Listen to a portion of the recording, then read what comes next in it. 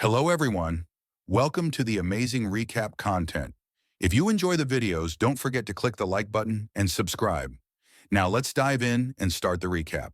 In the dimly lit building, the sound of multiple heavy boots echoed, signaling the presence of highly trained soldiers.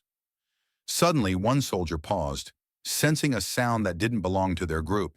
He scanned the area, straining to catch a glimpse of what lurked in the shadows. Just then, a flicker of movement caught his eye. "Over there!" he shouted, shining his flashlight toward the corner. In the beam of light, a little boy was revealed, his eyes wide with shock. Without hesitation, he bolted, instinctively trying to escape the soldiers. A gunshot rang out, but it missed its target, and the soldiers shouted, "Now!" as they pursued him, readying a net to catch the frightened child. The boy woke up the next morning, sunlight streaming in and illuminating his confused expression. He realized he was in a safe zone designed to protect children. With a mix of curiosity and caution, he stood up and began to explore the house. He marveled at the clean clothes he found and felt a sense of relief at having a place to rest. As he ventured further, another boy approached him, but the little boy reacted with fear, instinctively adopting a defensive stance like a frightened cat. In a corner of the room, a middle-aged woman watched the scene unfold. Turning to her servant, she remarked, "You said the little boy doesn't speak." The servant replied, "No, ma'am. We believe he never had the chance to learn, but he seems to listen and understand. Perhaps he's picking up on context clues." The woman sighed, contemplating the boy's wild upbringing. "I believe he grew up among wild beasts, just like Mowgli." The servant raised an eyebrow in confusion. "Mowgli, ma'am?" The woman chuckled softly. "I suppose your generation wouldn't know. Mowgli is a character from a story told long before you were born." With a gentle smile, she continued, "He's a boy raised in the jungle, learning to survive in a world that's both beautiful and dangerous. Just like our little friend here."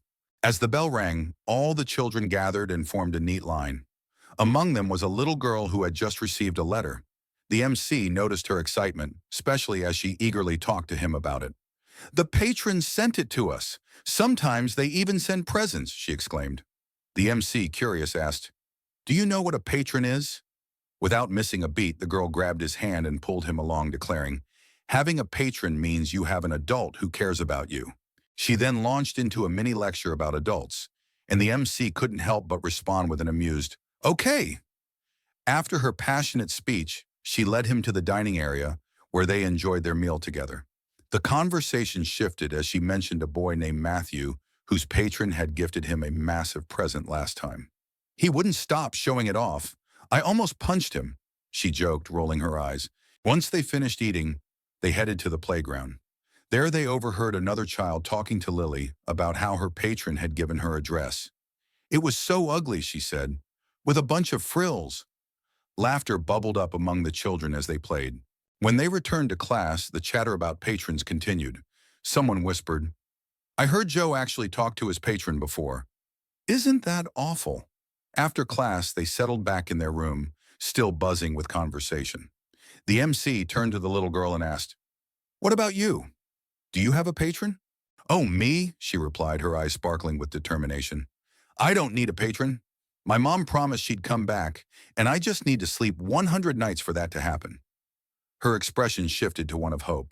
"I hope she comes back soon." The MC felt a pang of empathy as he listened to her story, glancing up at the night sky, where stars twinkled brightly. The following morning, they returned to class for an alien lesson. The teacher used a paper alien as a prop. One child piped up, "It's all a big fat lie." A blond boy questioned another, "But why would the teacher lie to us?" The boy replied, "Because she thinks we're a bunch of babies." He held up a book about aliens. "Where did you get that?" someone asked. "From the principal's study room," he said, and then began to narrate a wild tale about aliens descending to Earth. The humans tried to fight them with a super strong weapon called a nuclear bomb. But do you know what the aliens did? They just touched the tip of it and controlled it like a ball in the sky, like a piece of candy. That's why the humans had to surrender. Out of nowhere, another child asked, "Why would the aliens eat the bomb?" Laughter erupted as some kids chimed in, "I'm hungry." The bell rang. An ordinary day unfolded as the bell rang once again, signaling the children to line up. This time they were all receiving letters, but there was a twist. Mori, our main character, got one too. The surprise hit him when the teacher called his name. Mori!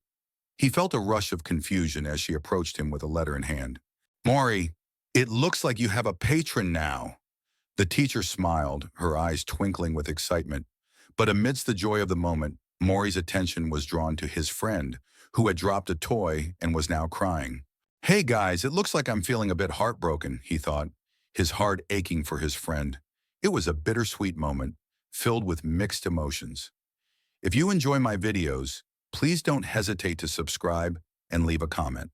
I'd love your feedback to help me improve my editing skills. Thanks, Manga Fire family. Stay tuned for my next upload.